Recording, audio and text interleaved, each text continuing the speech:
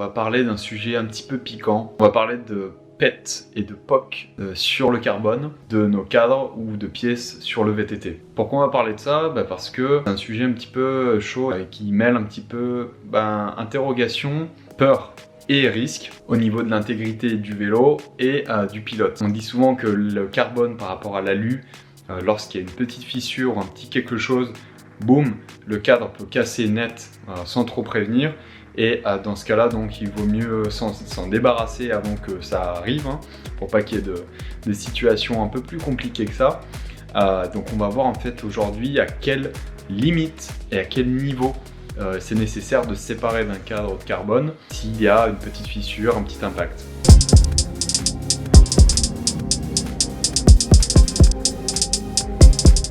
J'ai quelques petits éclats sur mon vélo, donc c'est pour ça aussi que je fais la vidéo, pour pouvoir un petit peu donner mon point de vue sur ce sujet. Certaines marques vous diront tout de suite, faut tout changer. Alors ils proposent peut-être des plans de remplacement avec des tarifs avantageux, etc. D'autres non. Et donc dans ce cas, vous déboursez une grosse somme puisque vous reprenez une nouvelle pièce, cadre ou etc. Donc vous allez remarquer qu'à cet endroit-là, donc j'ai mis de la colle, c'est du pistolet à colle, mais derrière le pistolet à colle on peut voir du noir, et le noir c'est le carbone du cadre, parce que c'est un haubin en carbone à l'arrière, et donc il a été marqué suite à un déraillement de la chaîne. Il y a 2-3 impacts comme ça sur le cadre à l'arrière. Ici donc pareil, sous le cadre on peut voir qu'il y a une marque avec du carbone apparent et une autre avec l'aluminium, puisqu'il y a un boîtier en alu qui est inséré directement dans le carbone. Ça c'est une erreur que j'ai faite, j'ai posé le vélo sur un rocher, il a glissé, donc il a griffé le carbone, donc là ça a bien protégé avec alors ça a bien protégé oui et non avec le Clear Protect, mais ici on peut voir que ça a légèrement marqué jusqu'au noir, c'est-à-dire jusqu'aux fibres. Et là on pourrait se dire merde, ce qu'il faut que je roule encore avec le vélo, sachant qu'il y a ces imperfections. Donc il y a plusieurs choses à faire dans ce cas-là. Moi, ce que je vous recommande dans un premier temps, c'est d'essayer de comprendre ce qui a fait qu'il y a eu ce POC-là. Parce que en fait, selon le choc que le vélo a reçu, eh bien, le carbone, le matériau n'est pas aussi impacté avec n'importe quel type de choc. Par exemple, là, quand moi je l'ai posé sur un rocher qui a griffé légèrement, en fait, il n'y a pas eu, on va dire, un impact avec un choc brutal qui est venu rompre les fibres de carbone. Donc c'était vraiment une griffure en surface, donc c'est déjà moins gênant. Ensuite, à l'arrière, là où il y a eu le passage de la chaîne, eh bien c'est pareil, ça a été du frottement en fait, ça a été de l'usure par frottement et non pas par impact. Donc c'est déjà un peu moins gênant parce qu'on peut savoir qu'il n'y a pas eu une agression sur plusieurs couches de carbone, donc c'est déjà moins gênant, clairement oui.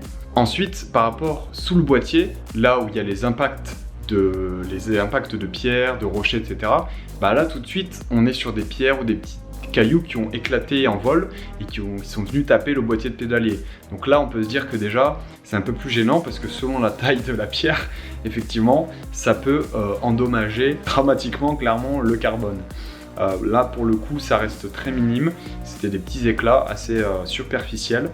Ensuite, regardez attentivement comment se comporte le carbone, c'est-à-dire la fissure, le petit éclat. Est-ce que c'est juste de la peinture qui est partie? Est-ce qu'on est carrément sur une fibre apparente? Cette fibre en elle-même a des propriétés extrêmement résistantes en termes de traction, etc. Et en fait, si elle est rompue, cette fibre, elle perd ses caractéristiques. Donc c'est ce qu'on ne veut pas voir. Donc vérifiez au niveau de là où vous voyez qu'il y a le carbone un petit peu apparent, avec peut-être une loupe, peut-être une lampe torche, etc. Qu'il n'y a pas, une crevasse, un sillon avec éventuellement des fibres qui ont été rompues.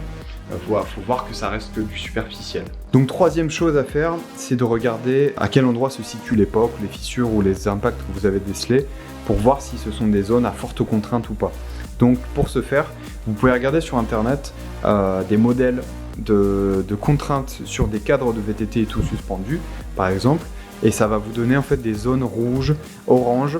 Ce sont les zones sur le cadre qui ont le plus de contraintes, par exemple, et puis des zones plutôt bleues, vertes, qui sont en fait des zones où il n'y a presque pas de contraintes, on va dire. Et donc en fait, si votre POC, fissure ou etc. Alors une fissure, quand je dis fissure, en vrai une fissure c'est jamais très bon, hein. Mais voilà, un POC, un impact, s'il est dans la zone verte ou bleue, voilà, ça reste moins dangereux, on va dire, et ça pose moins de soucis que si c'était dans une zone de forte contrainte où là on pourrait se dire peut-être c'est pas une bonne idée, on devrait peut-être pas rouler avec ce cadre-là. Au niveau de la douille de direction, donc ici par exemple, là on va avoir beaucoup de contraintes puisqu'il va y avoir la fourche qui traverse et donc il y aura vraiment une sollicitation assez forte. En résumé, donc identifier la nature de l'impact, savoir si c'est un choc, une griffe, etc. Ensuite inspecter la zone d'impact pour déceler une fissure, de la peinture écaillée. Et ensuite trouver des informations concernant la construction du cadre pour savoir les zones avec forte contrainte.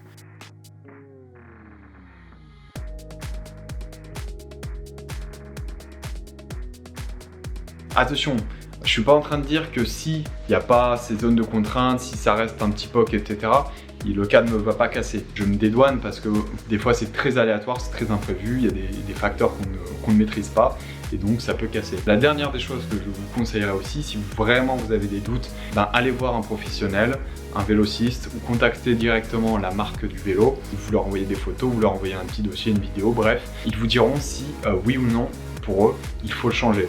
Ça peut peut-être être un peu influencé parce qu'ils auront envie de vendre plus de matériel, j'en sais rien. Ça dépend des marques, il y en a qui sont plus ou moins honnêtes que d'autres. Voilà, merci d'avoir regardé cette vidéo. J'espère que je vous ai un petit peu allégé le cœur si jamais vous étiez venu pour être sûr de garder ou pas votre vélo. Utilisez les 3 étapes que je vous ai données.